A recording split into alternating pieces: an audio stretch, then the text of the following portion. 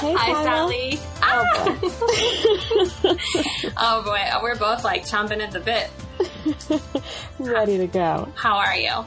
I'm good. How are you? Oh, I'm so good. I'm feeling a lot of feelings over here. Yeah, I think that's the theme of the day. Okay. As long as we're both in that space. Oh, my God. Yeah. I'm dying to tell you about me. the best thing that's happened to me. Tell me. Okay, so it's two things. Well, it's a lot of things, but I'm going to say it's two. So, yesterday, I had a date planned with two women that I don't know very well. They're both women that I've only hung out with and interacted with a few times, but that I really, really enjoyed. And we all wanted to see the Broadway musical Waitress. And I was like, well, let's go see it. And I have never had a more magical day in my entire life. Woo. And it even started the day before. Like, I went to TKTS to see if I could get tickets.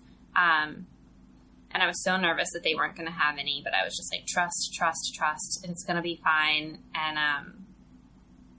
I got there, and the guy was like, how about second row center? And I was like, that'll do.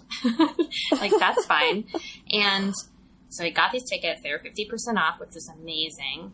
And then at the end of the show last night, I was like looking at the audience, and I'm pretty sure that the show was completely sold out. So I don't have any idea how we got second row center tickets, and not just 2 seats, 3 seats. Yeah. And okay, so that was just one piece of the magic. But we hung out before we went to the show, we had lunch, and they both listened to the podcast, and they both have told me that the podcast has helped them, which is so wonderful to hear. And like being with them in person and connecting with them in person just meant so much to me. And on top of all of this, for some reason, yesterday I felt like I was the fullest version of myself that I've ever been in my entire life. And I don't even know. And then we just had our whole conversation about Hamilton and expectation and enjoying something and how you experience something. And the whole time the show was on, I did start crying in the very first song, obviously. And I just cried off and on the whole way through the show. And I just felt like the show itself was pure magic. I had no idea what I was getting into. Like, I knew some of the music because you listen to it all the time. But I did not fully comprehend the message of the show. And it's just like all about loving yourself and finding your own happiness, creating your own happiness being the most important thing, and that it's something that you have to do for yourself. And I wasn't prepared. I just felt the whole time like my heart was literally going to explode. And it was just that way the whole day. It was like the level of conversation, like, Jana and Jackie, thank you so much. It was one of the most beautiful days I've ever had in my entire life. And everyone should go see Waitress because it's fucking phenomenal. Yay! And I feel really tired. I think, like, I don't know. It really took it out of me. But anyway, that happened. Yeah. A magic hangover. That's exactly what it feels like. It was so incredible, though. And I wished so much that you were there because you would have just had the most amazing time. That's the only thing that could have possibly made the day any better. That and it being about 15 degrees cooler outside. But still. So that's one thing. And then the other thing I have to tell you. So you know how in the last episode I was telling you that I woke up to the text from my boyfriend from college? So everyone out there listening, we recorded that last episode only 2 days ago. So it's been 2 days since then. And this morning, when I woke up, I had a text on my phone from my high school boyfriend. Wow. Isn't that weird? What is happening? I don't know. Well, actually, I do know. I like how I'm like, I don't know the answer, but I really do. I've really been conscious of the fact that my next level of healing is going to be all around sex and the fullest expression of myself through my body and in my sexuality and my sensuality in every area of my life. And I've been opening to that idea more and more, and like just kind of getting comfortable with knowing that's what I want to move into. And I think that energetically I've opened myself up to healing and receiving from these relationships that are quote unquote over, you know, but hearing from both of these men has really been a gift, and it's helped me realize how much I've already healed, and that's making me feel more confident about the healing that I have left to do. So good. All right. Well, I'm exhausted. You could do this episode by yourself, right? No, well, just now kidding. I can hear everyone. So I want to be here. Yes.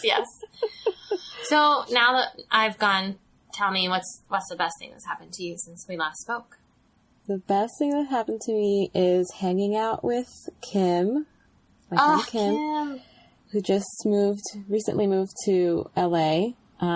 She'll be on our next episode. Spoiler alert. I can't wait to talk to Kim. I know. I told her how excited we were, and she was like thrilled.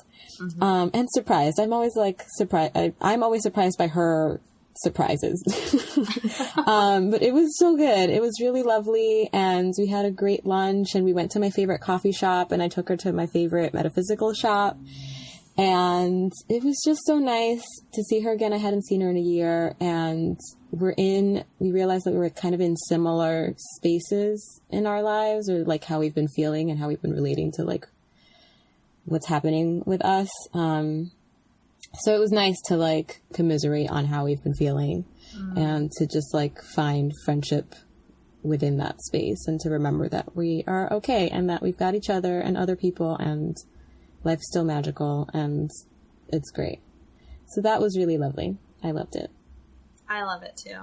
Also, last night's Big Brother episode was amazing. This is going to air so much longer, like so much further out than when this aired, or when the Big Brother episode aired, but so nobody's even going to know. Oh, well, they'll know because of Paul's blindside dance. That's what I'll say. That was a spoiler.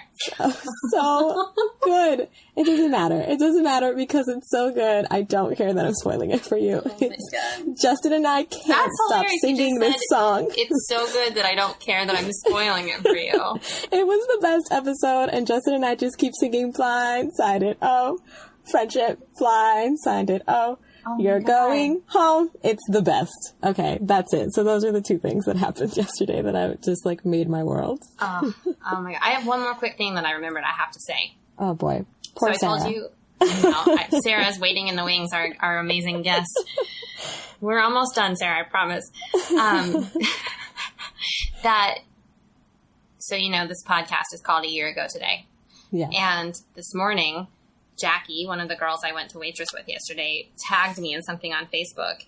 And on her Facebook feed this morning, it came up and it was like, a year ago today. And it turned out that a year ago today, she was seeing Waitress at the American Repertory Theater. Oh, wow. So it was almost a year to the day from when she saw it last time that we saw it together.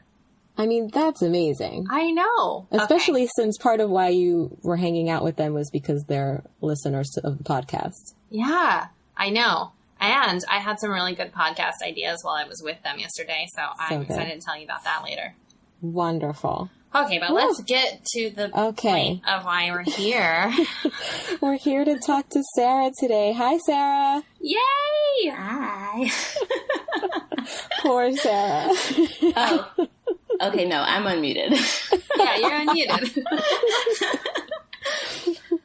Oh, all right. So we're here today with Sara because 8 years ago today, she was at the Democratic National Convention.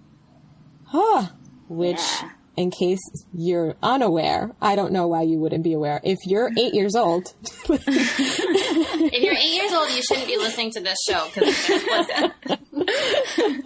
But I think that we talk about good life lessons, so maybe you should keep listening. You should definitely keep listening if you're 8 years old. So 8 years ago, Obama became the presidential nominee, well, the Democratic presidential nominee. And Sara had worked on the campaign. So she was at the Democratic National Convention, which is kind of magical. We just thought it was really amazing that even though it was not a year ago today, obviously, we could still have this really awesome conversation about it. Mm-hmm. Oh. Yeah, especially considering what's going on right now and that Hillary was just nominated, which to me feels really, well, it just feels like maybe we might also talk about that a little. Yeah. Cool. A lot of things happening all at once. So Sara, before we even say anything, before we even hear from you, if you could close your eyes, take yourself back. You had been working on this campaign. You were here in this really huge kind of platform, an event. And in one word, how were you feeling? I was in awe. And it feels important to note, too, that, like, it's like, quote, I was working on the campaign, but, like, that's actually not entirely real. I was a junior in college, and the, like, thing about the Obama campaign that, like, I think that if you participated in it, you have a really keen understanding of it. And now it's like 8 years later, and it's very easy to kind of be like, oh, yeah, there was this campaign happening. But it was like, there were like, I like don't even know if I'm going to have words to talk about this, but there were people from every walk of life who more or less put those lives on hold to participate in this larger thing. And so I was one of those. So I was like a junior in college, skipping classes to go knock on doors, skipping classes to like fly to Wisconsin to go knock on doors. And also just feeling very empowered by the people that I was working with. I was 20 years old, 19 at one point when this was all happening. And the adults in the room were so willing to not only hear me out, but like empower me to not only speak my truth, but speak on behalf of the campaign. So I was like giving speeches, I was talking to media, and I was talking very acutely about what it meant to me as a young person. This is my first time getting involved in the political process. I was crazy inspired by Barack Obama. And I threw my whole heart and soul into this effort. And then he got elected as in the primaries. I was living in New York, which, you know, as you know, is the state that Hillary Clinton was from. And so like we formed this community there. We were just these like mostly kids or like people who were grown-ups, but like very young at heart. And we just had so much fun creating this thing that made an impact. And so the Democratic National Convention was happening, and there's a few ways to go officially. You can go as a delegate, you can go as part of a state's delegation. I went because my boss at the time, I was working at an internet consulting firm, had watched me grow with the campaign and was like, you should be there. And so she wrote me a check and I booked a ticket and I ended up in Denver. I had no credentials. I had no idea what I was doing. I had friends that I knew from New York. We were all there together. But I was like not there in any kind of official capacity. And throughout the week, there were people who just like helped me, like both members of delegations, friends of mine helped me get credentials. So I got to be in the room and watch history as it was happening. And so it feels important to note that because it's like, I didn't work on the campaign. Well, I mean, but you did. I mean, everything you just described, I'm like, that's like when people say, I'm not a writer because I haven't published a book. That's fine. But it feels important because it's like, I was just a kid who was like willing to throw myself into this thing. And I was so supported. I found such great community. And so, you know, the day that Obama accepted the nomination, I was in the stadium in Denver. There are thousands of American flags flying in the air. And I also want to know, at the time I wasn't a U.S. citizen, not for like nefarious reasons or whatever, but like people talk about immigration reform. It's so real that our immigration system is broken to the point where it took my family 20 plus years to become citizens. And so I was like, I came to America when I was 2. And so there was just so much about that moment that was crazy. Mm-hmm. I'm just standing in this room and I'm crying. And it's just been, and like I got my American citizenship.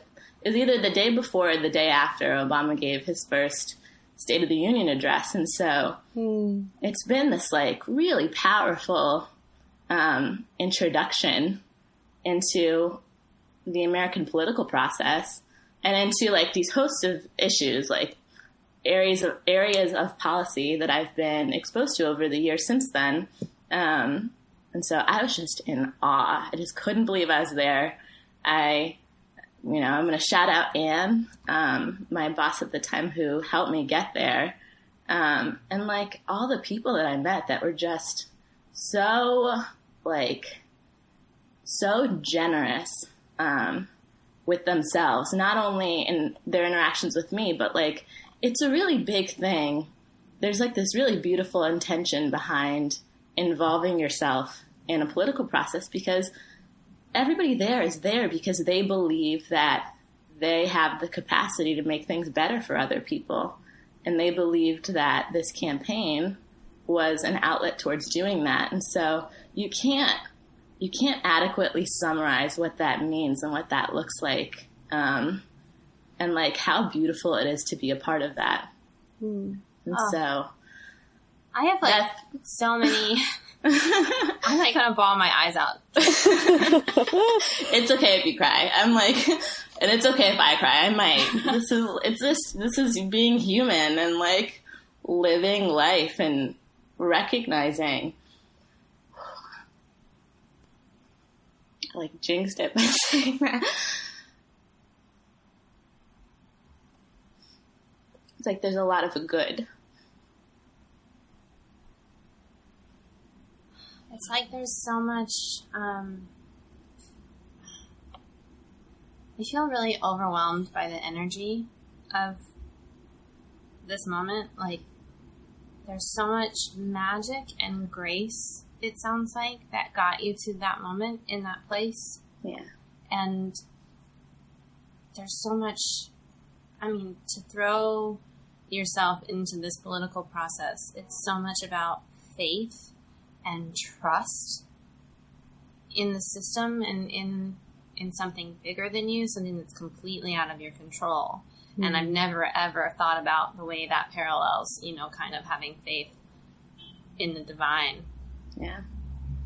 And also what it means to, like, be a part of something. No, totally. Yeah. I'm just like, it's so funny for everybody listening. We had a lot of like technical trouble getting started today. And I'm just like, oh my God, it's because there's so much energy here. Yeah. Like, what are we even talking about? Like, is there a particular, I want to know if there's like a particular thought that stands out to you from that memory of being in that stadium as Obama was accepting the nomination. God. Like, it's so funny because I feel my mind wanting to, and that's why, like, this is an interesting thing to talk about. And I'm going to be emotional. It's okay. I'm, like, not upset about it. It's like, this is who I am. Like, I feel things deeply, and I'm so grateful for this experience. I feel myself wanting to look at it through the lens of all the things I know now, which, like, in some ways taints it. But I just know that at the time, I just felt so, like, validated and vindicated and just like open. Because like that wasn't supposed to happen, you know? It's like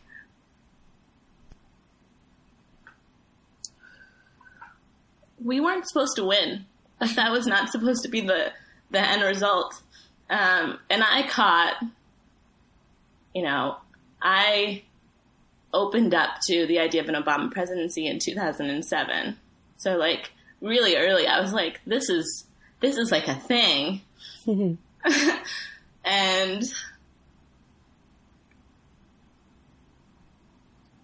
like all the people in my life were like, well, no, he's not going to win. Like, this is like, it's a thing, but it's a novelty.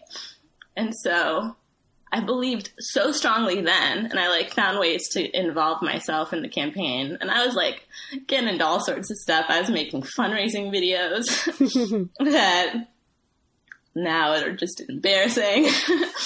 And so it was just doing all of these things that were counter to the things that I would later come to find out comprised political campaigns. You know, it was just, we were just a bunch of really optimistic and creative and scrappy people who took what we knew and invested that perspective, our different perspectives, into this campaign. And so we were never supposed to win. That wasn't supposed to happen. Mm-hmm. And so to stand there on the other side of winning and to have experienced everything that happened before that point, because it's like so easy to kind of forget, but like it wasn't easy. Yeah. There was so much thrown at, you know, candidate Barack Obama, that exposed kind of the underbelly of American politics. And we've seen a lot of that continue to come to the surface. And so, like, I remember watching him give a speech on race, and like, just prior to that speech having taken place, there was, you know, he was being attacked for things that his pastor had said. And I had so many moments of just like, this isn't going to happen. Mm-hmm. And then something would follow that moment up. He would like rise to the occasion. Mm-hmm. And it'd be like, no, wait, this can actually happen. And it was so emotional and so like intense. And so to have known that all of that happened and like all that I did that entire spring and summer in 2008 was read about news, you know, absorb everything that was happening and like do the things that I could do to impact the outcome. And so just to be standing there, and I was there, like, it's just, there's just nothing about any of this that like my brain could process. It was just, I just couldn't believe that I was there. And I couldn't believe that this thing had happened. And I believed with my whole heart that a Barack Obama presidency was going to positively impact the country. And not only that, but I was going to help. And so, just to be standing in that room, I just felt so vindicated. And so, like, I'm realizing I'm, like, taking a long time to say it again, but I really felt this. I felt so just on the verge of getting to participate in a really epic transformation for the country. And so that's what I was feeling.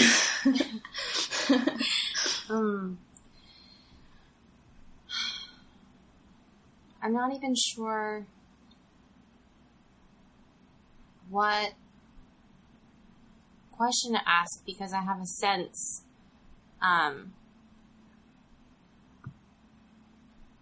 don't know a lot about your experience with this, but I have a sense that now when you look at the experience, from this vantage point that it feels a little fraught. Yeah. Well, yeah. I mean, I could talk about that. I can talk about that. I'm curious to know, I mean, what happened next? He got elected. Yeah. He got elected. I became a U.S. citizen, so that was exciting. With my mom.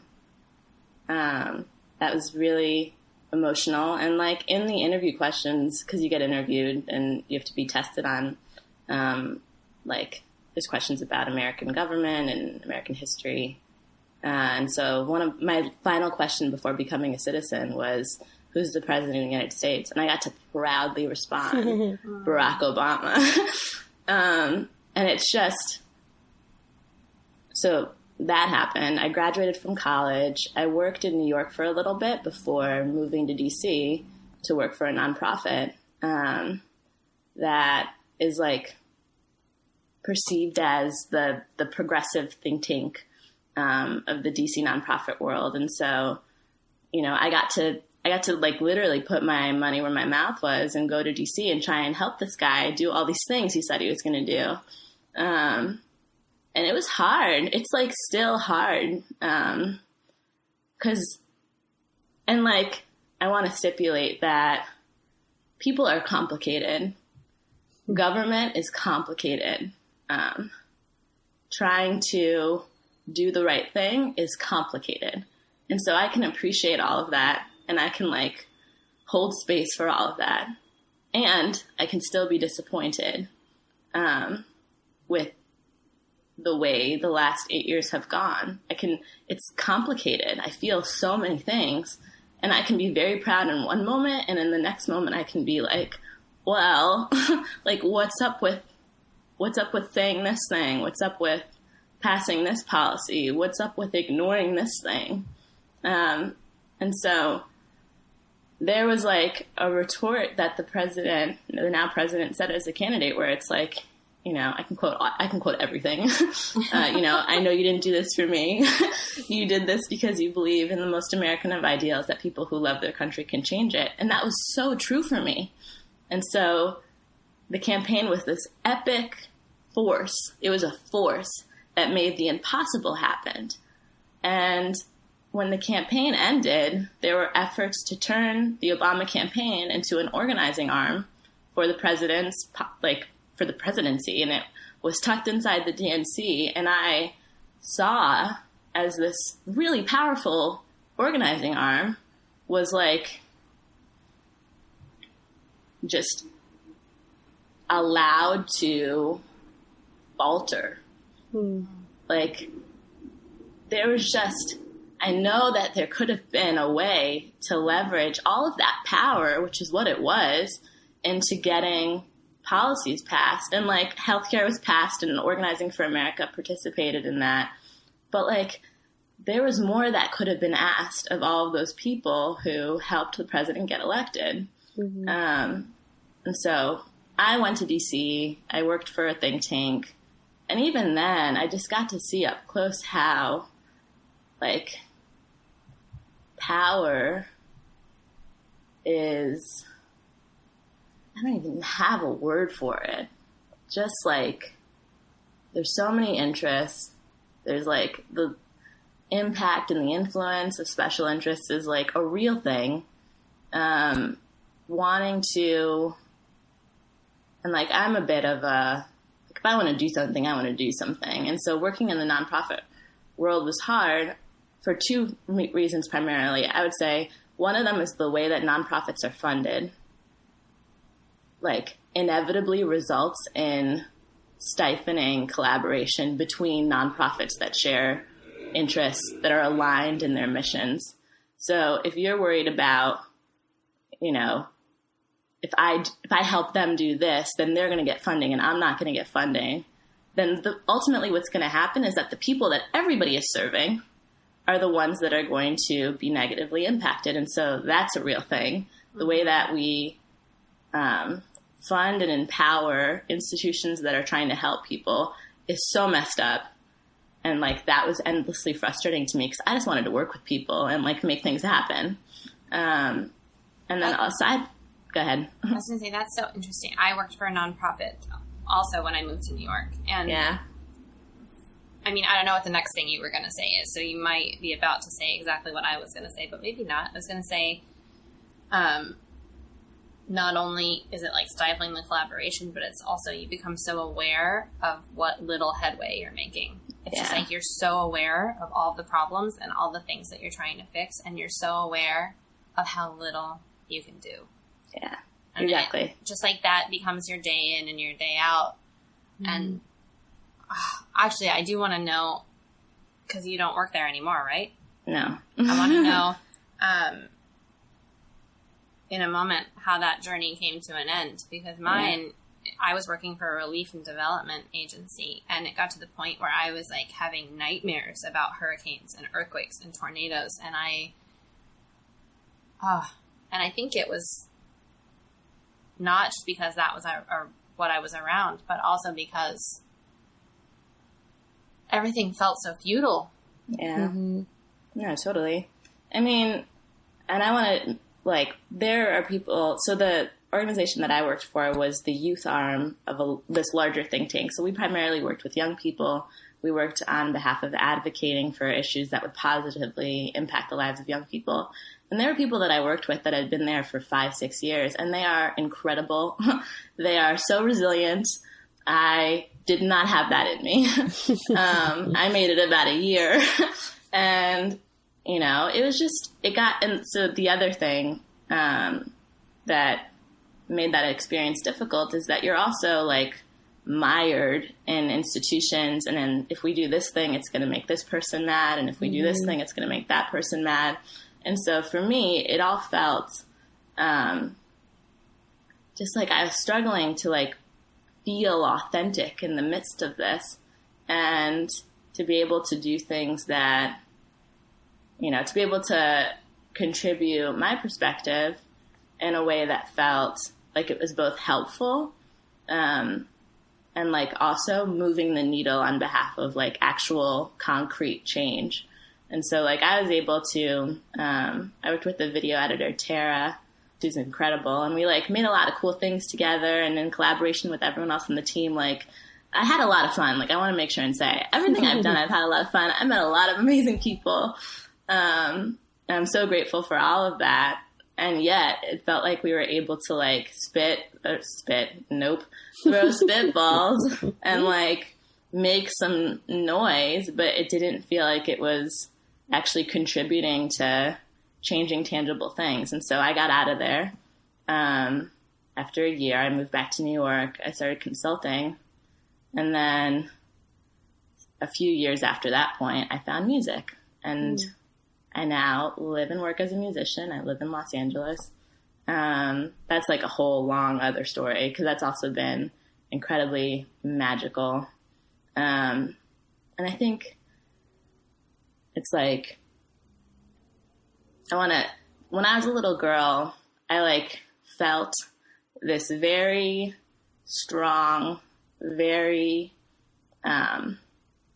like, forward in my consciousness, draw intention of, like, doing a lot of good for a lot of people.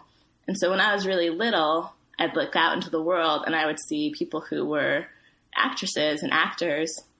You know, they would gain a lot of influence, earn a lot of money, and then do good in the world. And so when I was little, I wanted to be an actress for that reason. I was like, oh, okay, cool. If I want to, like, help a lot of people, I just have to be an actress. So not the typical reason that someone usually wants to be an actress. I mean, to be fair, though, I did acting classes. I really loved acting, too, but my intention was, okay, cool, this is going to be the thing. And I'm from Ethiopia.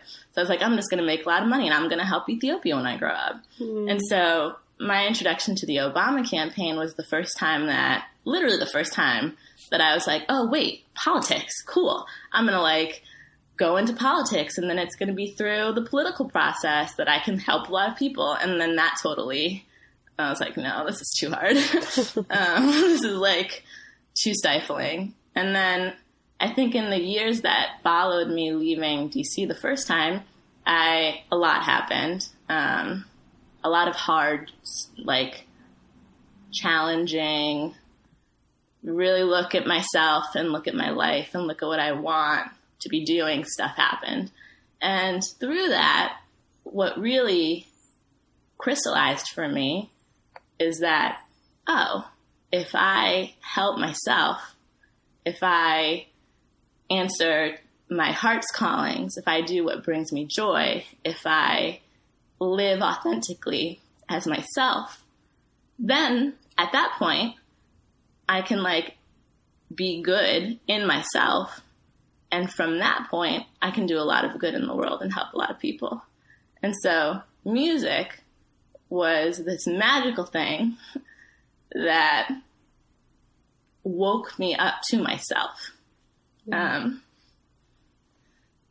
so the last few years, it's been hard because on the one hand, there's so much happening that like, I see it, and I feel it, and I want to react to all of it. But it's like, no, I've already done the thing in the past. And the Obama campaign, to a certain extent, was this too, because I went into a lot of debt. Like I worked for, like I didn't get paid for anything, which is fine. It's not about the money, but not being able to support myself while I'm like running around the country is like ridiculous.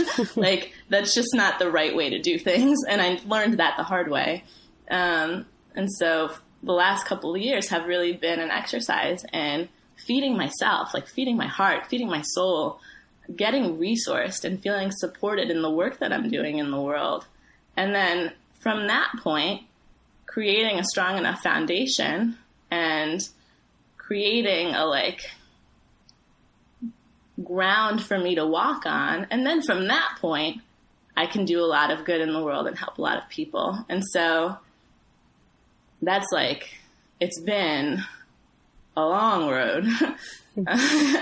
Like, but it's also been a really magical one. And I'm so like everything that happened before this helped me get to that point.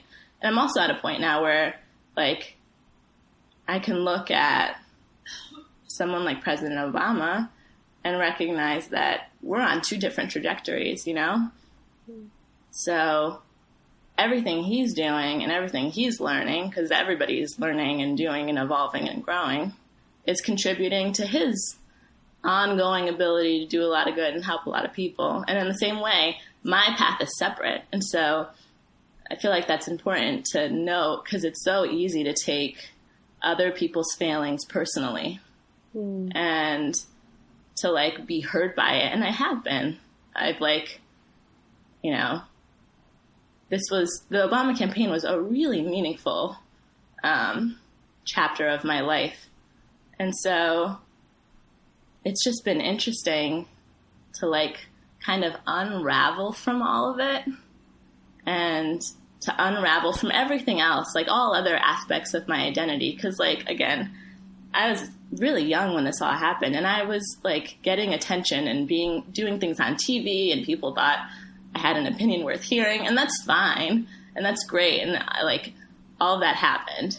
And yet at the same time, I was also really learning a lot about myself and learning a lot about, you know, humility and, you know, how to do things graciously and gracefully and intentionally. And so unraveling from like all of the attention that I got or like all of the expectations that might have been placed on me and like just deciding that I wasn't obligated to any of it. Like I didn't have to. There was like no set path for my life that had to happen as a result of me having done any of the things I've ever done. And being able to start over, which is literally what I ultimately did. And like doing it with the wisdom of all the ways that I'd failed previously. And so I don't even know what I'm talking about anymore. But well, it's so gorgeous because I think that there are two main things that are really coming through for me. And one is having the strength and the courage to look at where you are and to say, you know what? This doesn't feel good anymore. And yes, I've invested so much here, but nothing is ever lost. Mm-hmm. And I can't do this anymore because it doesn't feel good. And so I need to find my other path. Right. The other thing that I really just keep thinking is as you're speaking, I am having so much empathy for your experience, but also like for Obama. And hearing you talk about how political politics are and how hard it is to get things done, and how you felt like within that framework you couldn't live an authentic life. And I was just sitting here being like, God, like, I really think that Barack Obama is a very special soul, and I believe in him deeply as a human, even though he may not have accomplished everything that I hoped he would or wished he would or expected him to. And to just take a moment to think about, like, what it must feel like to him to try to live as authentically as possible with all of the constraints on him and all of the obstacles he faces. And I really feel, I think I'm probably less aware of the minutia and all of the details than you are, Sarah, but I really feel like with everything he's facing and all of the pushback, that he has been able to maintain a level of authenticity that I see when he speaks. And despite any shortcomings, that he has done a damn good job. Yeah. I mean, I still love Barack Obama as a human being. I genuinely and truly do. And that's why it makes it easy to be hurt by him. And yet, if there is anything that I believe that our politics and our government could use more of, it's compassion. And so it's easy to be, part of a citizenry and to be like to our elected leaders, like, you're wrong for this and you're wrong for that and you're wrong for that and you're not doing this and you haven't done that. And like doing that, I can't imagine that it's like it creates this environment, and our political environment right now, I could go on about that, but it's like this environment predicated on fear and distrust, and everybody's closed and everybody is like,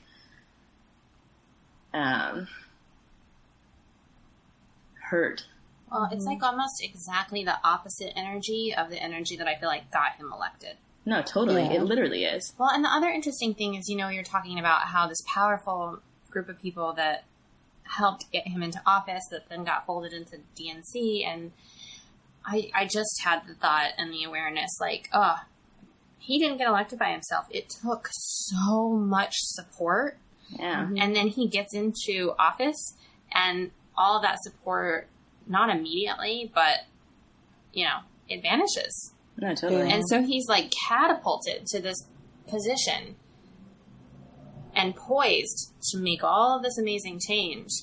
And then the amount of support that got him to where he is all of a sudden gone. And yet we still expect him to make miracles happen. Right. And it's like, well, maybe he could have made more miracles if the people that elected had stayed engaged, that had elected him. Had stayed engaged, because I know that you're saying like how much you did, but I don't think that that's the norm. And I also want to take a minute to thank you, because I am someone who's not super engaged in the political process, and I don't necessarily love that about myself, but it really takes a special human to not even be a citizen of this country and be so invested and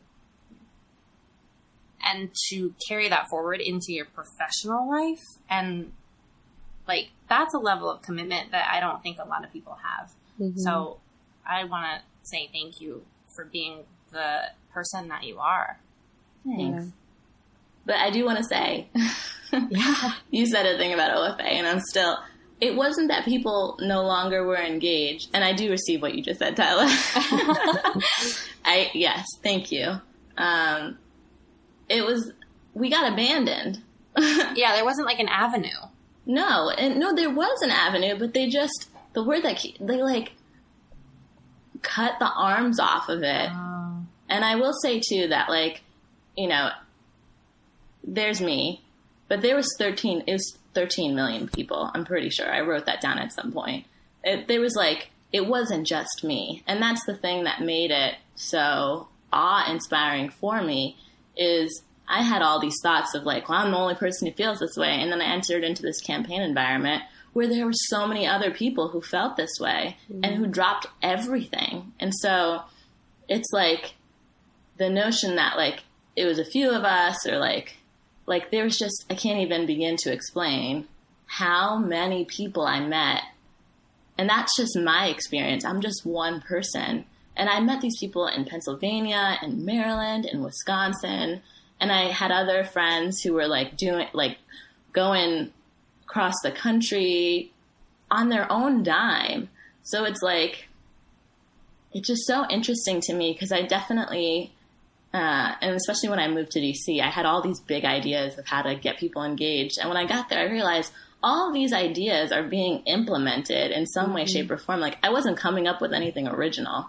And so it's so easy to fall into the like trap of thinking that like nobody's engaged, but that's not true. It's just literally not true. And even like me being special, like I'm me and that's fine. And there's like going to be certain ways that I can contribute that are unique to me. And yet I fully believe with my whole entire heart that that is true for every single person in this country. And that there are so many people who are doing such incredible work that I could never replicate. And so, if anything, what the entire experience taught me is that there is like room to have faith in each other and room to have faith in the fact that what I'm doing is unique to me. What someone else is doing is unique to them. And so I don't need to compete with them. I don't need to replicate what they've done. Like, if you feel inspired to work on behalf of an issue, like find an organization, find a group of people that are working on it and contribute your uniqueness to them, as opposed to like everybody starting a new thing up. You know what I'm saying? Mm-hmm. It feels important to say that, because it's like, if anything, what I became so aware of is how many people care and how many people make themselves available to like doing the work.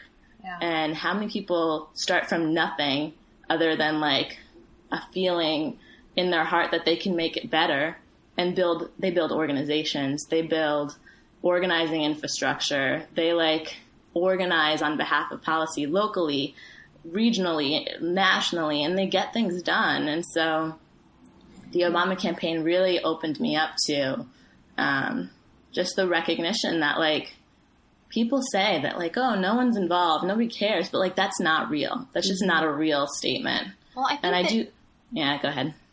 I was going to say, I think the interesting thing is, I was talking about he got there and then was like, the support abandoned him. And you were like, no, that's not true. And I actually completely agree. But it's almost like the way that's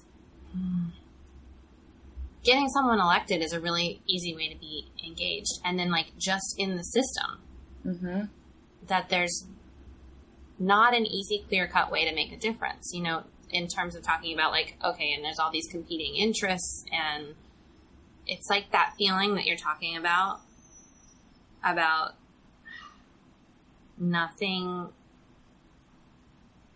What did you just say? It was like something about what someone else can do doesn't take away from what I can do. Right. Like that's the energy that somehow needs to be amplified. No, totally. In order for people to stay engaged, because I think it's that feeling that like, well, my organization's not making a difference because all the money's going to that organization over there, that makes people disengage. Yeah. And that it's not like Obama was abandoned. It's maybe abandoned is not even the right word, but I'm thinking it's almost like mutual abandonment. Both sides feel let down. Maybe, but again, I can't stress how much. On the Obama campaign, there was a lot of hand-holding. It was my first time being involved in a political process, and the campaign facilitated that by like being very hands-on in terms of like, this is what a delegate is, this is what a superdelegate is, this is what you can do to like work the system in order to ensure that we win. And by work the system, I mean, winning certain states in the primaries, some of them had more delegates, caucus states had more delegates. So you could literally organize in order to win those states. And as a result of winning those states, you're better suited to win the election. It was just like creating a strategy. And so I actually think that there's tons of ways that they could have created a strategy around organizing around policy issues, because fundamentally what moves elected officials to act on behalf of policies that you and we care about is when their citizens, when the people that they represent call them. And so I think there is no shortage of ways that they could have been like, all right, we're going to bombard the Senate offices of these senators who are not going to pass this legislation on clean energy. We're going to bombard them with phone calls, and we're going to identify our power as a citizenry. We're going to leverage that. And by leveraging that power is going to be equivalent to like the power of special interests and people that are throwing money at these senators. Because fundamentally, people are the ones that vote people in and out of office. It's like us. And so I just think that, and maybe there is like a lack of understanding of it, or like the people who did understand it and who did it in the campaign left, which is like things I've read. And I also have read that like Rahm Emanuel, White House Chief of Staff, didn't believe in the power of the email lists. And so that's part of the reason why they were never tapped.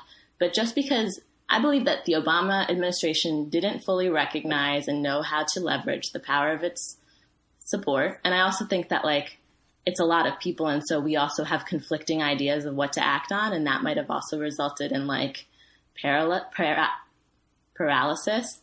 Because it's like, well, how do you get all these people to agree on the best way forward? And so like ultimately, I don't know anymore if like a similar kind of situation is going to result where someone gets elected with huge support of people who helped elect them, and you can leverage that power to create citizen power. Like it's going to be something completely different. Like ultimately, when we're talking about a country where, you know, the people feel empowered and that power is organized and targeted and capable of changing the opinions of elected officials, like it's going to look completely different. But I do think, and I keep saying this because it's just, I was ready to go. I was waiting for orders, and it wasn't just me. There was so many of us who were like, cool, what are we going to do in the administration? How are we going to help get things passed? And we were just, nobody ever called. Or if they did, it was like to clean up Democratic phone lists. Like there's one thing I feel strongly. It's that the power of the Obama coalition that elected him just was never fully tapped. Well, I think, though, I've always had the impression, and I think just hearing you speak has been reinforcing it for me, that what got him elected was this community organizing mindset. Mm-hmm. And that's really powerful and huge. And it taught us, if nothing else, that it could be used for something much bigger than mobilizing a small community, right. Which Absolutely. Like people always believed, but we hadn't put into practice. But I think that then really bumped up against, well, how does that fit into politics? And people believing that it could. And I still think that it can, but I think that it would need to be shifted. And it's almost like there wasn't enough time to shift that. Like we would have maybe needed, I'm going to make up a number, but like 9 months to like be like, okay, cool. So how can we apply community organizing to this specific presidency in a way that is really supportive and allows people to take action and come up with ideas and try them out and make change. And if it doesn't make change, then like adjust and all of these things. It's like trying to teach an entire nation to be grassroots organizers.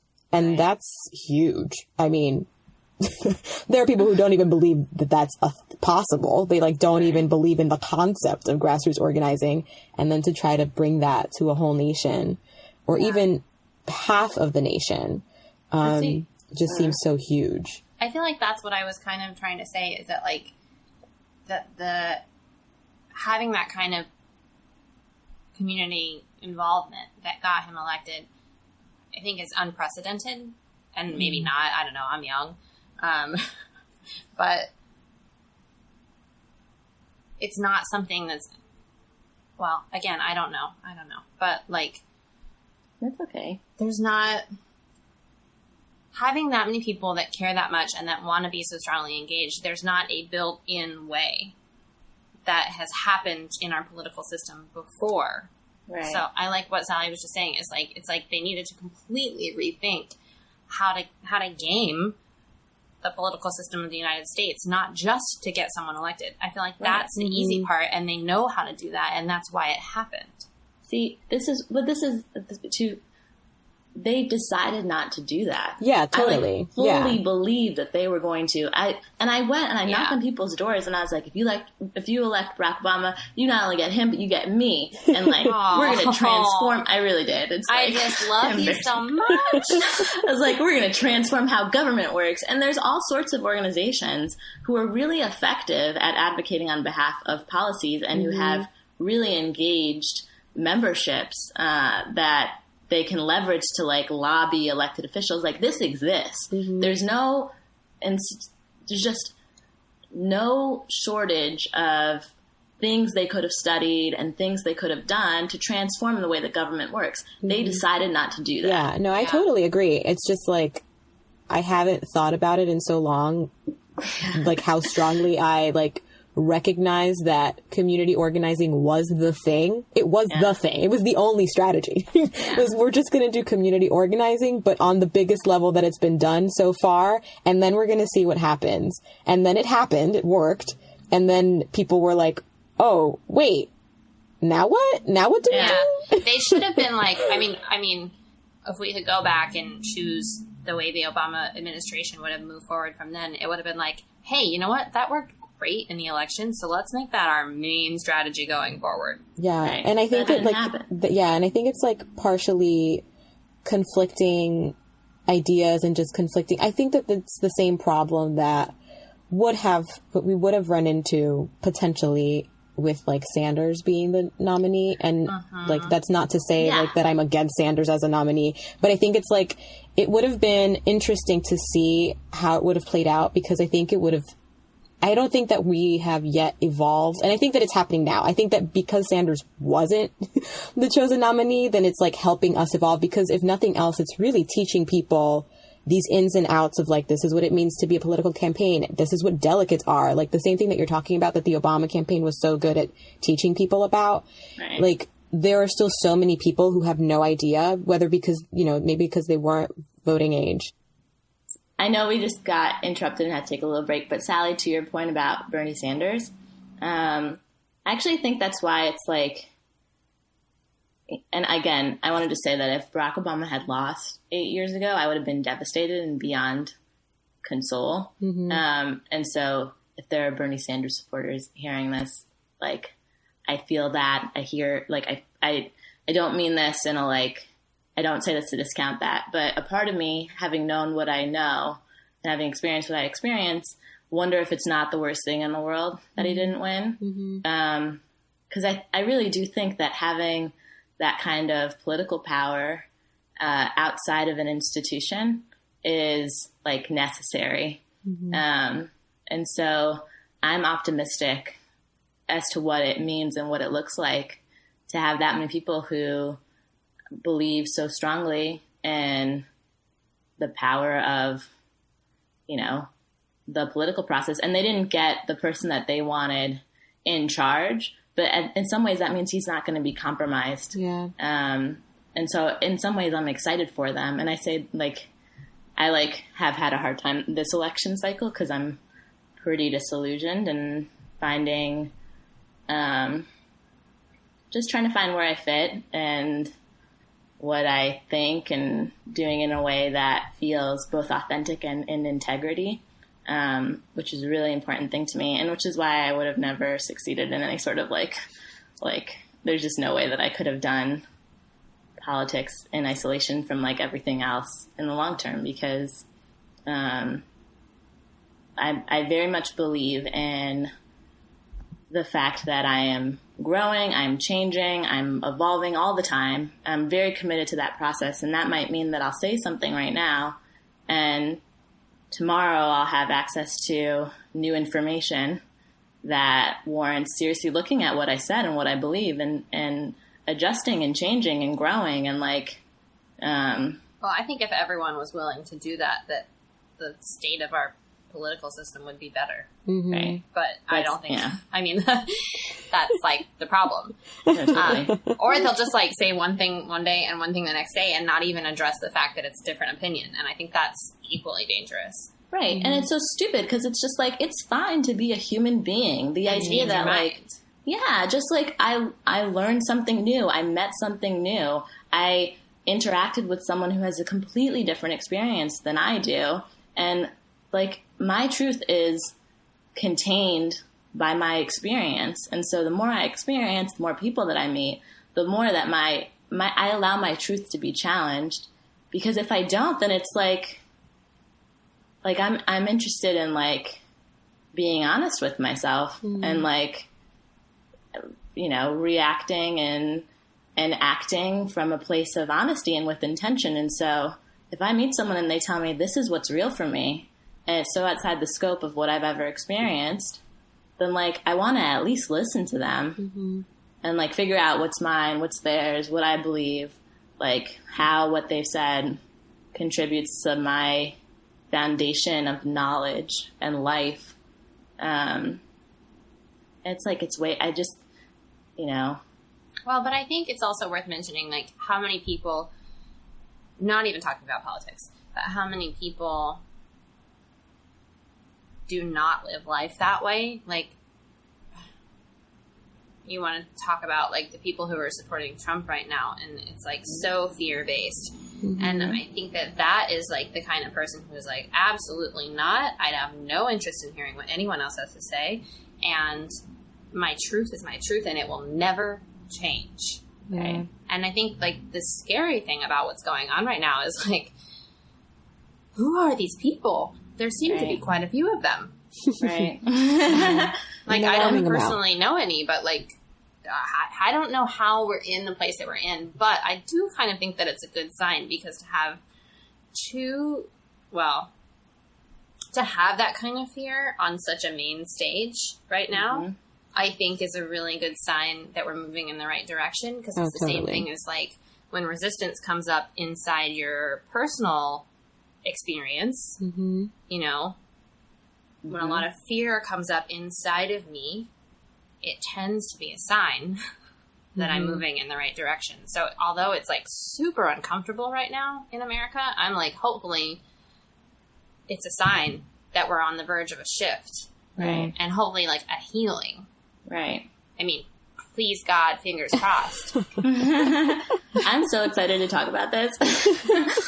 Just for the record, I really am. And it's like taken a long time to get to this place where I can be really excited to talk about this. But it's like after expansion, there's contraction. That's just the reality. And so I feel a few ways about this. Well, tell us some of them. Yeah. Well, okay. So Donald Trump. I want to first start off by like, this might take me a little while to get to what I'm trying to say. I watched an episode of some late night show or some clip where Deepak Chopra, who's like a deeply spiritual man, was asked about, was asked about Donald Trump, and he responded that like Trump was beyond redemption. And I like, that surprises me. Yeah, right. A little bit. No. And I was similarly surprised by that, because Trump represents a very real portion of the population. And if I look at this from the vantage point of love, which is hard to do sometimes, because it's so easy just to take it personally and be like, you guys don't see me. You guys don't care about the things that I care about in my existence. And like, but like, if I take a step back and look at this from the vantage point of love, Trump supporters feel loved by this person. If I take a step back and look at this from the vantage point of white supremacy, which is a real thing that our country, I think, is ultimately like, this is what we're grappling with, then if I look at white supremacy through love, then I view white supremacy as the attempt to love oneself through the subjugation, domination, and destruction of other people. You just gave me chills. Well, it's just, I mean, like, this is what it is. And so in some ways, when I look at what Trump is doing from that perspective, it doesn't discount, and like white supremacy more generally, it doesn't discount the impact that it's having, because it's real. Like, people are dying and those deaths are being brushed to the side, and like not adequately, like, justice continues to evade us because there is this deep rooted belief that our country was founded on, where some people were capable of enslaving, dominating, colonizing other people, and their destruction was warranted because it was a way to make them feel more powerful, more loved, more better. But when you look at it like that, then the reality remains that white supremacy only exists as a result of Black pain. And so they need us.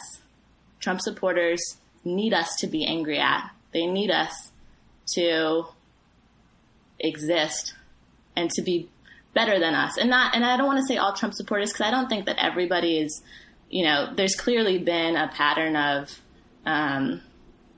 trying to delegitimize entire groups of people, delegitimizing the president of the United States, delegitimizing Khizr Khan, who is such a beautiful man and said such a beautiful thing. And for people then to like react to him by equating him to a terrorist when his son died fighting for this country, like all of that is happening. And I believe that it's happening because these people are looking for something to be wrong so that they can be right. And so I spent a lot of time, and to this day, I like grapple with this, because the reality is that there's a lot of pain in the world, and a lot of this pain is facilitated by people trying to find wholeness for themselves. And I too am trying to find wholeness in myself, which is why when I hear someone say something offensive about Black women, when I see the ways in which America, the ways in which our culture continues to like stereotype and characterize people of color, like I get triggered by it, because I'm still trying to be okay by myself. Like, I'm still trying to find love in myself. And so another lesson that I've learned over the last several years, and that I'm still learning every single day, is that my only obligation to white supremacy is to love myself and to find wholeness in myself in its presence. Whereas previously I thought I was responsible for fighting it, but it's not my fight, because I can't help people love themselves. I just can't do it. You're blowing my mind. I can have compassion for them, and I have compassion for Donald Trump. I do. And I can also say that part of what fascinates me about Trump, because I'm like all up in this election in a way that's probably not healthy. Every day I'm like, I shouldn't be reading this much. But I think part of why I am so fascinated by it is because Trump is a mirror for the country. Yeah, totally. We see in him and judge him for the things that we see in ourselves. So I'll give you an example. Trump takes things very personally, and I can watch him take something personally, and I can be like, oh, I can't believe he's doing that. Can you believe that he said that? But if I'm honest with myself, there are times where I take things personally. There are times where I'll email someone and they don't write me back. And so in my head, I'm like, well, I'm never going to work with them again, or they don't see me, so they're never going to get my time again. And so Trump does that in a really vocal, very public way. And we're all like, I can't believe he did that. But it's like, I think if we're honest with ourselves, the things that he does represents patterns that we all hold in some capacity. And so that's been interesting to me. And I like really do believe in my heart that there is a future in which, and I don't know if this is the future we're going to get to, but there's a future in which Donald Trump can do a lot of good in the world. I think that I can't imagine like what brought him to this point where he is this angry and like this intent on just dehumanizing entire groups of people and feeling so righteous in the effort to do that. But I know how it ends when you're looking for love outside of yourself, because I've rock bottomed out as a result of having done the same thing. I know where that goes. And I know that the only place to go from there is like an evaluation of what's going on in the slow and painful, but also like really joyous work of like re-knowing yourself and like getting to a point where you are your own validation and you are your own support system and you are your own mirror where you see yourself. It doesn't matter if anybody else doesn't see you. Who cares? You see yourself. Because at the end of the day, so much of the pain and the struggle and the suffering we experience comes from the voice in our head who's saying that we're wrong for this, who's saying that we're like unloved for this.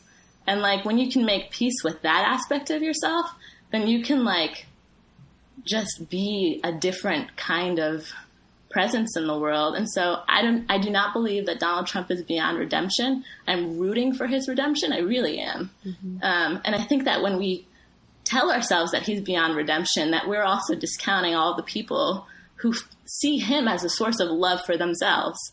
And I'm rooting for them all. I hope they figure it out. I hope, and I can't state enough that like, when I care about, you know, the impact of American institutions, the disproportionately negative impact of American institutions on Black and brown people, when I care about disenfranchised groups, I'm not trying to take anything from anybody who is not of those groups. It's like, and there's such a lack mentality to that, because it's like the Trump campaign slogan is like taking our country back. It's like, from what? Mm-hmm. From who? Well, I do not find any truth in a reality in which there are scarce and limited resources and that we all have to fight to the death to get them. I think that I can live a joyful and beautiful life and still wish that for every single person that I come in contact with. Mm-hmm. And I can set boundaries to make that life one where I feel respected and I feel seen and I feel, you know, safe. And I'm not taking anything from anyone by doing that. I have no desire to take anything from anyone. I just don't have any desire at all.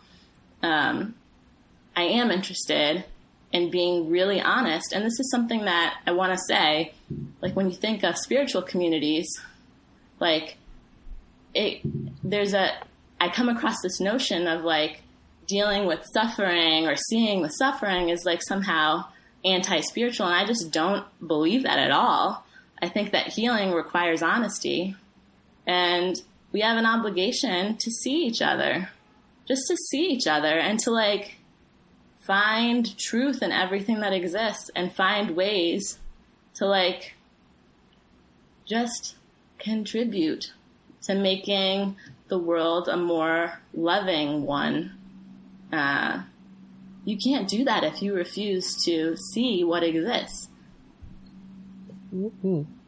This conversation is like radically changing the way I am understanding the world that we're living in right now. Like, you're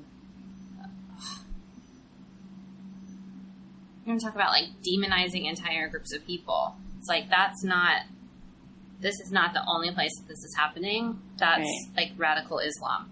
Mm-hmm, totally. And terrorism, like, I believe the same thing about terrorism. Yeah, and you've so effectively shifted like how I'm able to understand these things and to look at it truly through a lens of love, which I think is something that I've been attempting to do, but I've not been quite able to make the leap to fully understand it the way that you've so beautifully articulated. Mm. And the other thing is, like, if you want to talk, I think we talk a lot about how like your ego really pipes up when you're on the verge of big change, like when your ego voice is getting really, really, really loud. It's like, because you are letting an old belief system die. And I just can't help thinking now, from the shifted view that you've just helped me have, that it's almost like Trump is the American ego. Totally. Yeah. And he's like, it's like the ego's fighting like hell to hold on to something that's not real, because scarcity is not a real thing. I mean, I'm going to trust that everyone knows how I mean that, because I do know that not everyone has everything that they need and that scarcity does exist in the world. But like in a spiritual sense, that the ego is so afraid of scarcity, and that moving past that belief, letting go of the limiting belief about scarcity, is a really huge ego death. Mm-hmm. Yeah. Totally. And I think to that point, it's important to remember that America was founded on white supremacist patriarchal ideals. Like, the three of us were not considered when they were founding this country. There weren't rights for people of color. There weren't rights for women. And so what Trump is defending is this false identity of who we are. And Obama says this all the time about, America is this great experiment, and we are constantly perfecting our union. And I find that to be true. Mm-hmm. And I still have hope and optimism in what it's going to look like as we move forward. And it's important to note, too, that, the ways that America exerts her power on other countries is also an instance of, often looking for love in all the wrong places. Mm-hmm. You don't need... It's there's room to be... And I want to this is a lot, and I don't think anything's going to happen overnight, but I do think that the way that we think about the institutions that we're a part of and the way that the world interacts with each other is, we have to think about this like this before we can implement anything. Mm-hmm. Because fundamentally, systems don't love people. People love people. Mm-hmm. And so if we have people who love people in positions of power, the way that systems interact with each other, that's just going to change. It has to. Yeah. And so it's important to note that what Trump is defending is this outdated ideal of what America is. And it's also important to note that our ego pipes in because it's trying to protect us. Yeah. So Trump is trying to protect us. And I had this conversation with my dad when I went to Connecticut recently, where he was talking about these people who feel displaced by globalization. They feel displaced. Trump is tapping into a segment of the population that's scared. Yeah. And it's not just a racist, sexist fear. They're fearful for their livelihoods, and they're fearful for their way of life. And so I think it's possible to have compassion for them and to have compassion for the fear that they're feeling without acting on those fears in the way that Trump is suggesting that the country do. Mm-hmm. Banning Muslims, demonizing Mexicans as rapists. That's all just come on. There's no logical bridge to where he's going. Because it's not a matter of logic. Yeah, I was going to say, it's not logic. And it's at least, and it's also making us engage. It's making those of us who are okay, well, I don't obviously agree with Trump, but how do we engage with those fears? Right. And how do we lean into the discomfort rather than saying, I'm going to close my borders to everything that's uncomfortable? Right.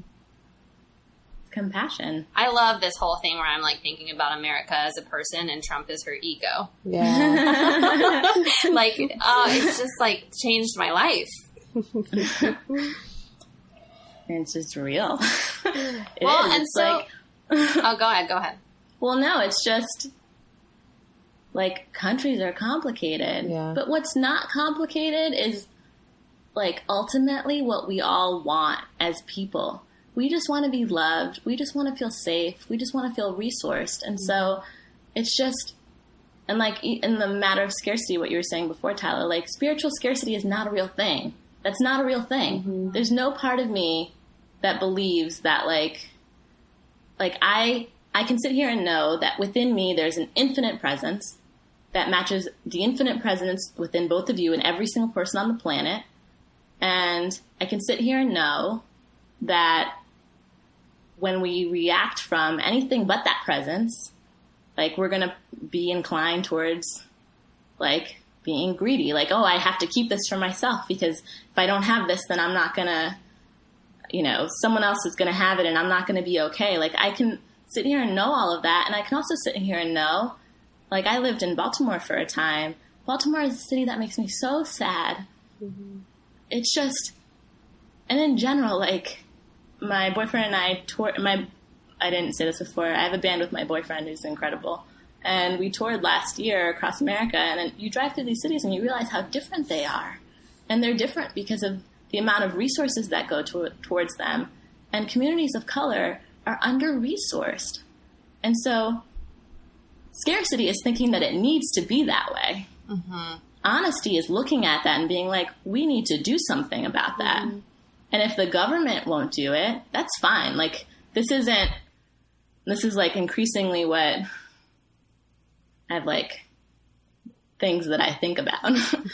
It's like, if the government's not doing it, that's fine. But then I have my power as a human being, you know, and like I said before, my obligation is to make sure that I'm okay, have a strong foundation, make sure that I'm resourced, use all of my gifts, use all the things that are available to me to like then create in the world and then do a lot of good for a lot of people from that vantage point. And so the government's not going to help those cities. I can help those cities. Not right now. Not right now. But like in the future, and if I empower myself in that way, then why can't other people? Like, why can't we look for the people who need help and help them? And like, going back to the Democratic Convention, because this is where we initially started talking about, I've been so helped and so supported by so many strangers. It's bananas. Mm-hmm. It's bananas. My whole life.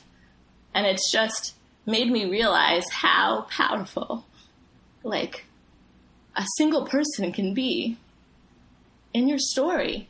And so I'm so grateful for that. And paying that forward is like, for me, it's like, that's obviously what I'm going to do. Because I know how integral other people were in me getting to this point.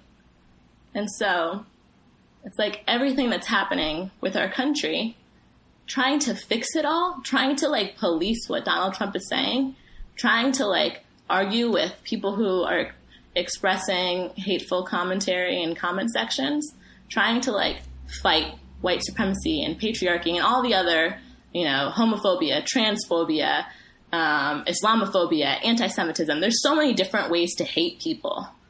Trying to fight that is a losing battle. Yeah, because then all of your energy is gone. Yeah. And it's not about us.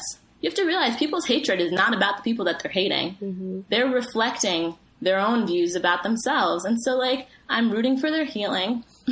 I'm rooting for... I mean that so sincerely. I have so much love for all the Trump supporters. I have so much love for Donald Trump. Because clearly, like, he's hurting. Yeah. I hope he figures it out. I really do.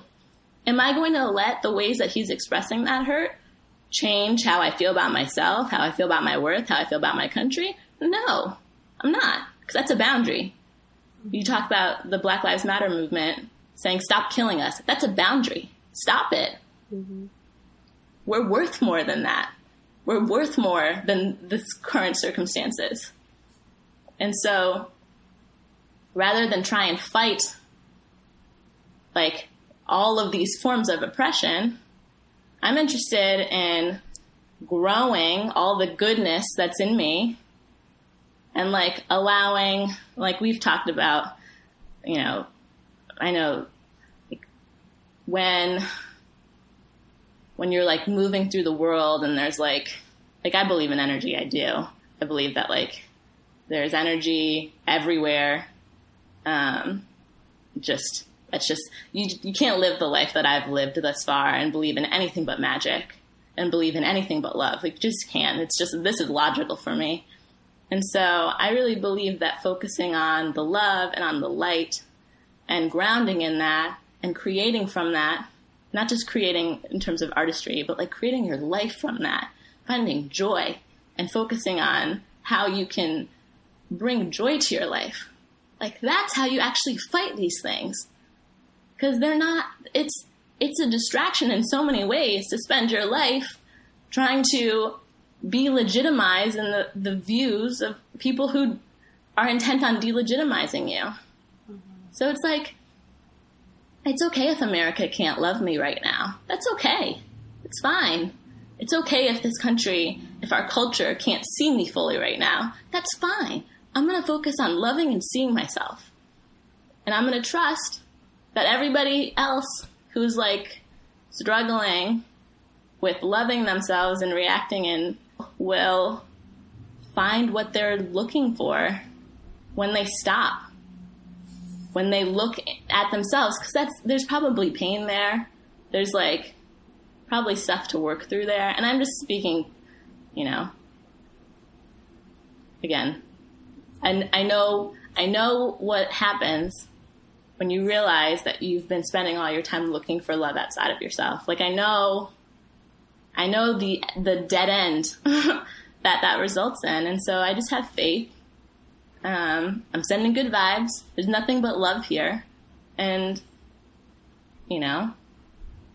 I'm optimistic. I think this is a big moment for not just the country, but for humanity, because this is happening everywhere. Mm-hmm. Yeah. Everywhere. People are, like, oppressive thought forms, oppressive institutions, oppressive ways of thinking are rising to the surface.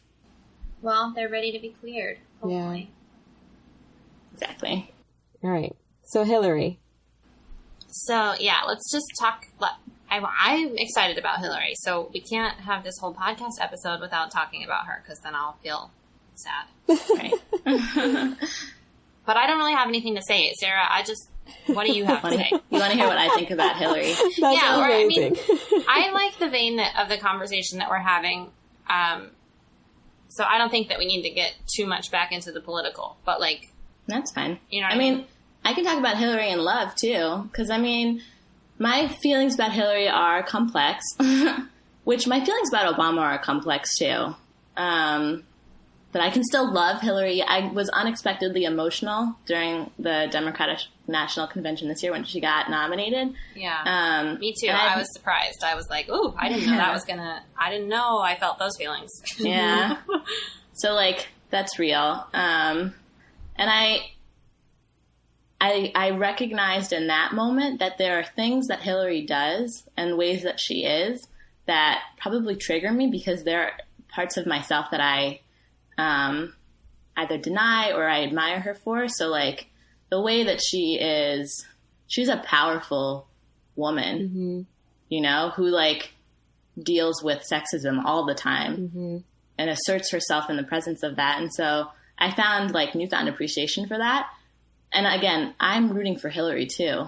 That said, my relationship with Hillary, we're friends, but my introduction to her in a tangible, real way was 8 years ago. And I've struggled because while she will say things now Donald Trump's not just dog whistling, he's just saying the things, dog whistling being saying something that has a racial undertone. Oh, yeah. I know about this because I heard about it on an episode of Sampler. Yeah, that was great. It was a great episode. Yeah. So she said that, and it's hard for me to hear that because the Hillary Clinton campaign was dog whistling left and right 8 years ago. Mm-hmm. It's hard for me to hear that because Bill Clinton's administration is responsible for jailing more Black people for nonviolent drug crimes than anybody else. Well, I'm interested to know, because we have talked about the strength and courage that it takes to grow and change as you meet new people in new situations. Yeah, totally. So do you feel like that? Do you hold it as an actual evolution, or do you see it as pandering? I hope that it's an evolution. I'm rooting for it to be an evolution.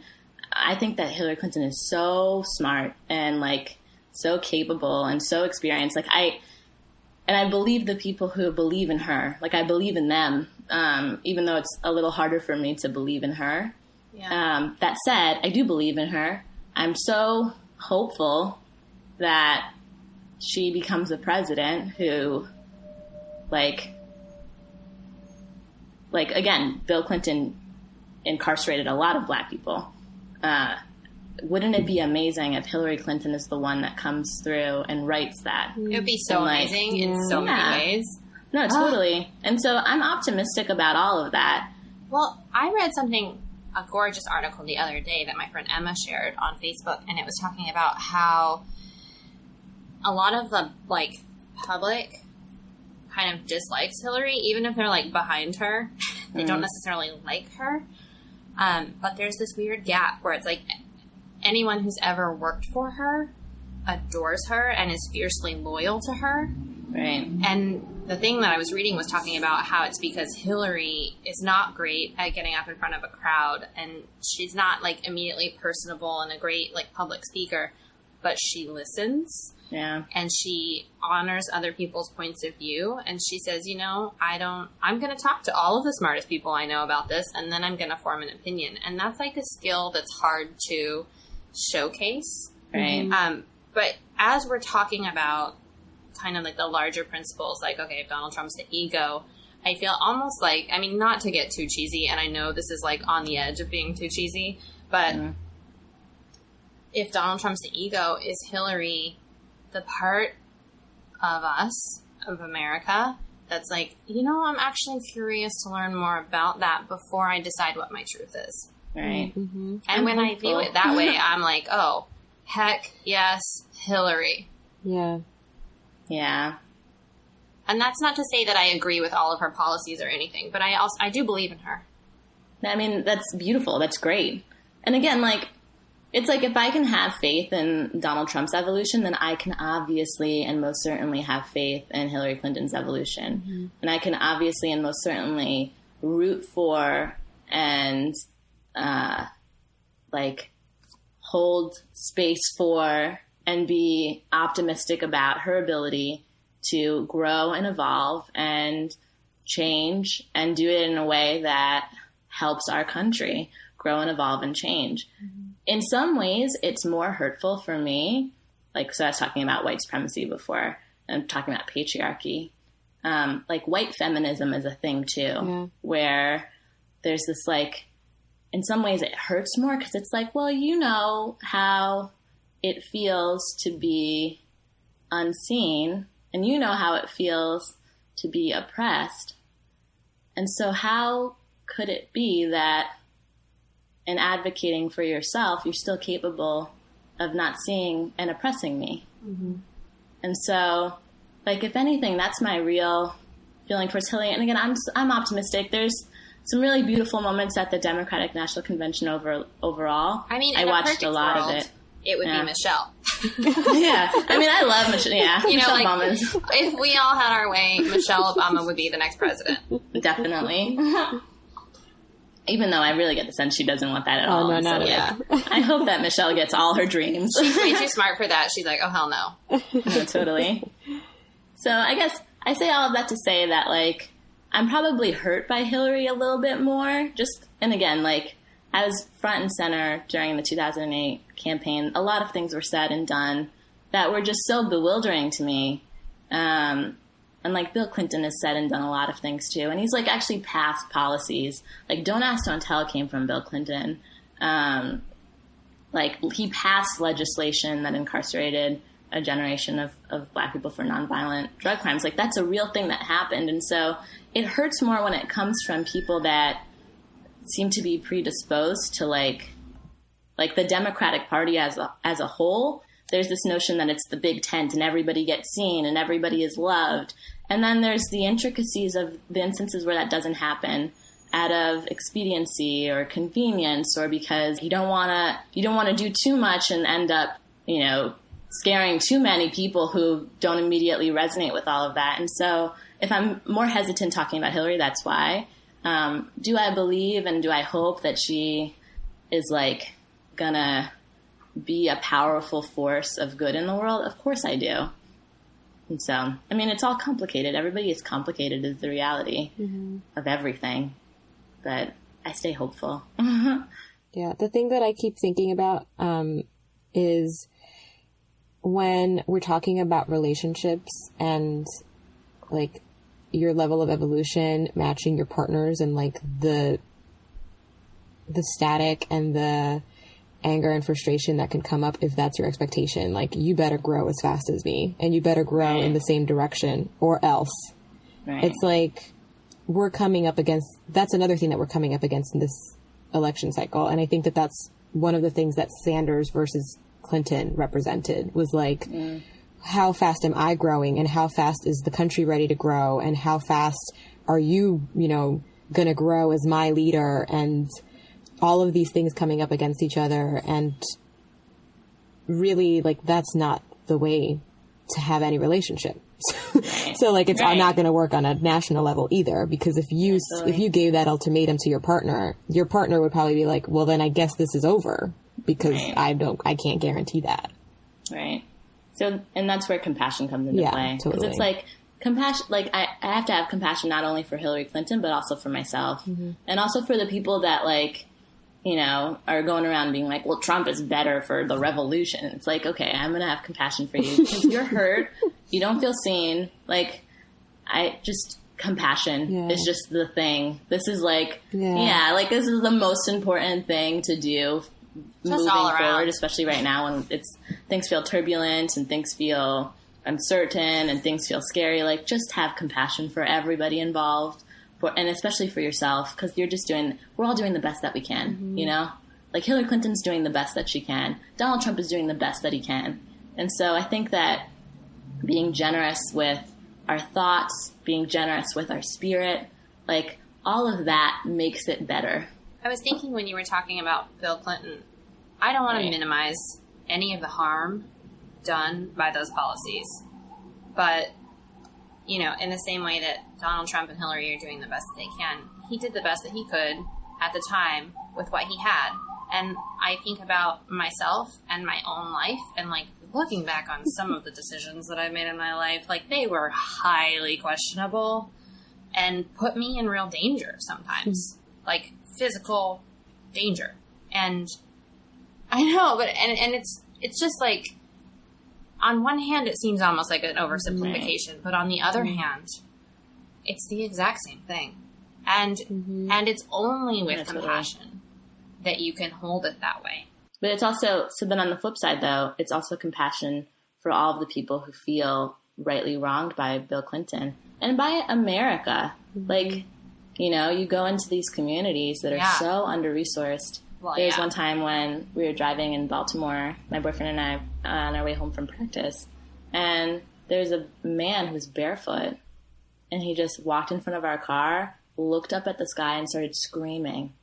And it's like, what do you do with that? Like, what do you do with that? Other than, like I saw him, what do you do with that?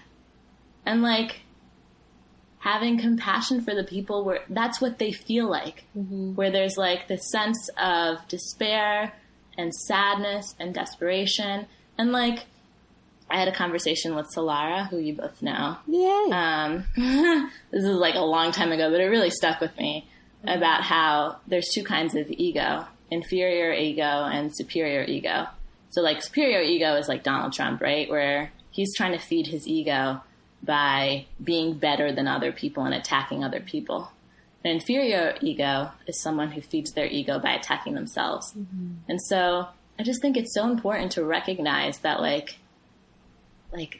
it's easy to judge people and to judge communities and to, like, judge the person who turns to, like, self-medicating or turns to any kind of solution to their circumstances that, you know, you, like, there's the instinct to turn your nose up at it. It's easy to judge them. It's a lot harder to, like, feel what they're feeling and to, like there's no amount of words to adequately convey, you know, with police brutality specifically, because that's, like, again, there's just, like, what do you do when the people who are meant to protect your community are killing your friends and family members, are killing little boys and girls? Like, what do you do with that? And it doesn't, and by asking that question, it in no way discounts having compassion and seeing the humanity of those people who take jobs like that to protect and to serve. It's just complicated. Like, what do you do? Well, and I think compassion, again, is the only answer. Right. But then on the flip side, it's also feel your feelings. Yeah. You know? Like, we've been talking a lot about that lately. Yeah, it's important. So, like, I've gone through every kind of emotion, and I'm an emotional human being. So, like, this is all the time. I'm feeling my feelings. I feel despair. I feel rage. I feel misunderstood. I feel scared. I feel everything. I feel it. And rather than, like, this in no way am I suggesting, let's all be compassionate and sweep everything under the rug. Like, no, we have to feel our feelings. We have to have really hard conversations about this kind of stuff. And those conversations are going to go a lot further and do a lot more good when they're paired with the intention of seeing each other. And like Obama talked about this during the speech on race that he gave in 2008 after controversy. I cry a lot. But there is an empathy deficit when we can't see ourselves in the eyes of one another. Like that really resonated with me. And yet Obama, you know, one of my more disillusioned moments of this president was when he went to, I'm pretty sure it's Howard University, which is a historically black college. And in the presence of these graduates, gave a speech in which he was like, you know, you can't be lazy. Like, you can't just sit around and expect things to happen. And like, at that point, he's speaking to a stereotype of Black America, right? Mm-hmm. He's like speaking to this thing that gets said about Black people, but he's doing it in the presence of these graduates who are celebrating this accomplishment of their lives. And so what's been hard for me this is hard to like recognize is that, you know, Obama is as human as I am. So I can say like really insightful, profound, wise things, but I can also have like small and petty moments. Mm-hmm. Like I can still get triggered. I can still say the wrong thing. I can still offend someone. I can still not see someone. I'm human. So like I was very hurt by when he did that. Because this is the man that said we have an empathy deficit when we can't see ourselves in the eyes of one another. I was like, what, like that it doesn't add up. You can't say that and then refuse to empathize with these people by like patronizing at them. Like that didn't add up to me. And yet the reality is that, you know, he and everyone, it doesn't matter how quote unquote powerful someone is, how much their resource, how much money they have, what their status in life is, we are all equally powerful. I believe that with my whole heart. We're all equally capable of speaking truth to powerful institutions, and that makes us powerful. And so all of that to say, like, doesn't matter who we're talking to or talking about, they're all humans. We all make mistakes. We all, you know, I've said a whole bunch of things that I just don't believe anymore because I didn't know better. I did the best that I could with the information that I had. And so, yeah, be compassionate, feel your feelings, and empathize. I think that's my prescription for, you know, how to help America through this moment, like as individuals, because you don't need to do a big thing. It's like having a profound impact on someone's life who's in your presence. Like that's still powerful. That still is you being powerful. Well, and if we all do that at every opportunity that we have to do that, that will change the world. Totally. Yeah. Mm-hmm. Totally. Sarah, looking back 8 years ago today, if you had to tell us how you're feeling now about the experience in one word, what would you say? I'm grateful. I've just been thinking that the whole time we've been talking. And I thought that before we even started talking, because I'm like in my home and my boyfriend was helping me get the equipment set up to do this. And I'm like, where am I? What is my life? It's just, if you had told that little girl 8 years ago that this is where she'd be 8 years from now, she would have been like, what? You're on drugs. Like, there's just no way. Yeah, I feel that way too when I'm like, if my younger self knew where I would be and who I would be. Yeah. It all makes sense in retrospect, though. Yeah. It's like, oh, obviously that happened. No, I feel very grateful for all of it. I feel grateful for the ways in which, you know, Obama and Trump and Clinton all trigger me and help me see the aspects of myself that need attention and need healing and need, you know, like really just like I need to have these conversations with myself to make sense of them in such a way that I can feel good going out into the world and doing the work that I'm here to do. And so I'm really grateful to all of them for the ways that they get things wrong and the ways that they double down when they are wrong. Because it's like contrast is such a powerful teacher. And I do believe that one day, I believe this, I really do, one day things are going to be infinitely better. And I think it's going to happen in our lifetimes. That was my next question. Do you think that we will get to see it? Yeah, I do. And we're going to look back on this, and we're going to see each other. Like, all of us are going to see each other, really. And we're going to look back on this and be like, do you remember when we were all being so crazy? We were so silly. Yeah.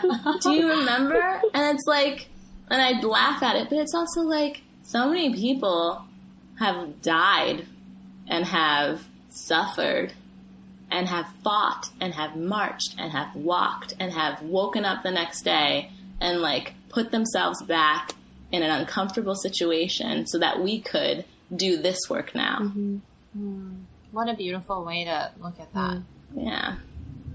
It just feels it. I wrote this back in like 2009, and I believe that this is true.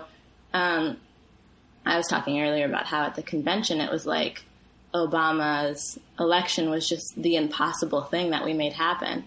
And I do think that that has had an impact on our generation and on our perception of what is possible for ourselves. And so you hear the like saying that we stand on the shoulders of the people who came before us. And our generation, we stand on the shoulders of Barack Obama. And you don't need to, like, he doesn't need to resonate with you in order for that to be true. We've witnessed something that was, quote, impossible happen, and something that, like, has unearthed all of this other stuff that so desperately has required our attention for so long. And now we're able to look at it and deal with it. And so I just think sometime we just look back on all of this and we're just going to feel increasingly grateful that we get to participate in it. We're all participants. We're all equal participants just by being here and being open. And so that's how I really feel.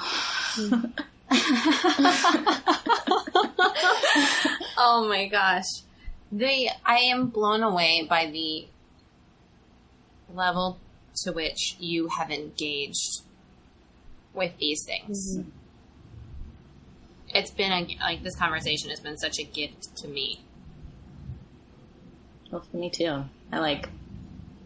It's so interesting because it's not that I'm embarrassed of this chapter in my life, because I'm not. It's just that my life now feels so different. For our listeners, I have a rock band. I sing and play drums in a rock band called Music Bones. And my life now is I get to spend time with myself, thinking of the things that I think about and writing songs about them, and just growing by virtue of creating. And so the Obama experience feels so different than what I'm up to right now, and yet it so informs who I am. And so it's similarly a gift for me to have been able to do this, because I wouldn't have done this otherwise. I'm just there are days where I'm mad at Obama. This election sucks. I'm uninterested in, and so I'm grateful to you both for having me on to talk about all this. Yay. What else is there? Well, Sara, also we want to thank you for being our sound editor, because we didn't say that at the beginning. Yeah. But I think that it's important for our listeners to know that you are an integral part of making this podcast a reality, and how thankful I am for you. Mm-hmm. So thank you for that. Thank you for coming on and talking to us. Yeah, definitely. Thank you. If the people want to find you, well, Sally, do you have anything you want to say? No, I just love life. That's always I always say, Sally, do you have anything to say? And you're always like, I'm just taking it all in. Well, okay. All right. So then, Sara, if people want to find you on the internet and follow you and listen to your music and just fall in love with you in every possible way, how can they find you? Well, we're releasing new music soon, actually. So if you would like to sign up for email updates on when that's happening, you can go to www.musicbones, so music, B-O-N-E-S, music.com. You can follow Music Bones on Facebook and Instagram and Tumblr. We don't tweet. You can follow... I mean, maybe someday we will, but, like, I don't know. I'm a little over That's Twitter. like the theme. We're like, we have Twitter, we don't tweet. No, I'm like, I don't know. Maybe someday. I'm not a very, like, brevity is not my thing. So, like, Twitter has never been my thing. If you guys can't tell by the length of this episode. So there's that. And you can follow me on Instagram, primarily. Oh, yeah, on Instagram at Sara Hail Miriam. I'm assuming you can get the spelling we're gonna for my name. Put it in the show notes. We'll put it all in the notes. Yeah. Cool. Woo!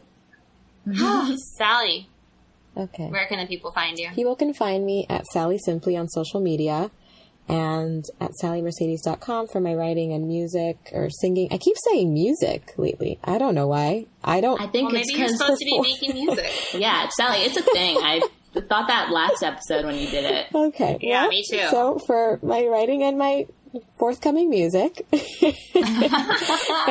on unmutedexpression.com for my work in the world. That's not those two things. For everything else.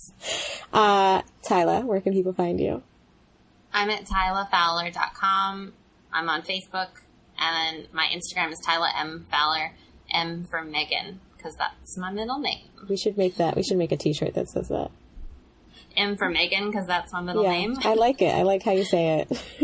It's funny. Well, it's because now I'm like, now it was like funny the first time, and now it's becoming like a shtick. Yeah, I like it though. Anyway, so. And you can follow Zena like Hall. Yeah. At ZYNAHEL on Twitter, Instagram, and Facebook. She provides our intro, outro music. And you can follow us on all of social media at A Year Ago Podcast. And you can email us at ayearagopodcast@gmail.com. We love hearing from you. We love having you as listeners. We're just thrilled to be... I'm doing a happy dance. Oh, yay! We're just thrilled to be experiencing this with you and to be learning with you and growing with you and witnessing you when you let us witness you. Which is a treat. Yeah. That's it, guys. We did good. I loved all of this. Oh my gosh, I was hanging out with these girls yesterday who listened to the podcast, and I said, oh boy, at one point, and they were like, ah! Well, just one of them, not both of them. But Jonna was like, oh, you just said oh boy. I was like, yeah, it's a real thing. They say it too much. I love it. All right, so hit us up with all of your thoughts about the election. Yeah. And about Donald Trump being America's ego. Yeah, I'm really I'm curious. like, when are we going to start getting mail from people who are triggered by what we have to say? Do people? I'm not. I don't know that people often do that, though. I think that that's expecting a lot of them. Do you email people when they trigger you? I don't know. I do. Yeah. I think On Call Your Girlfriend, they're always like, don't email us about this when they say something controversial. Yeah, that's true. That's funny. I assume, though, if people are triggered, they probably just turn us off. Yeah, that's true. All right, let's end this recording. Great. All right, bye. Peace out.